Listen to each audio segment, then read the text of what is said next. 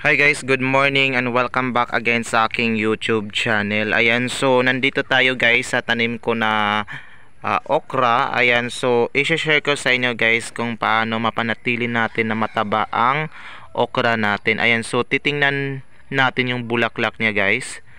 Ito yung bulaklak ng okra at saka ito yung bunga ng okra. Ayan, so nakuhaan na namin to ng 2 beses na nilagay namin sa aming utan. And then sa ngayon is i-share ko sa inyo kung paano mapanatili na mataba yung natin okra. Ayan. Yan, so titingnan natin yung bulaklak. Ayan, so ang ganda niya guys. And then ayan, so kung bago kayo sa aking YouTube channel guys, so huwag kalimutan na mag-like, subscribe na rin at pakihit ng notification bell para updated tayo guys sa mga video natin.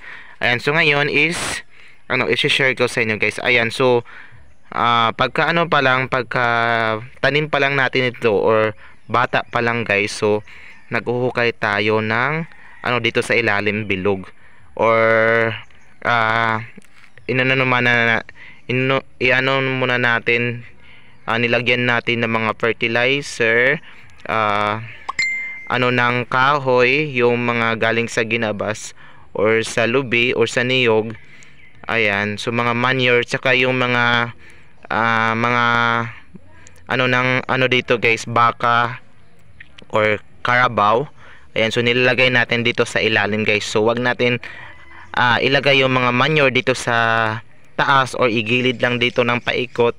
So kailangan is nasa ilalim siya guys, nakahukay siya sa ilalim. Nang sa ganon, yung niya guys is nandun sa roots niya, nakafocus yung natin mga pataba. Ayan, so hindi dito sa gilid kundi sa roots, kasi nandun doon naman yan kumukuha ng nutrients ang natin, tanim natin sa ilalim, dahil nandun yung mga pataba. Ayan, so ang nangyari dahil nandun yung pataba natin, so ang resulta ng mga tanim natin ay ganito siya kataba. Ayan, so 'di ba?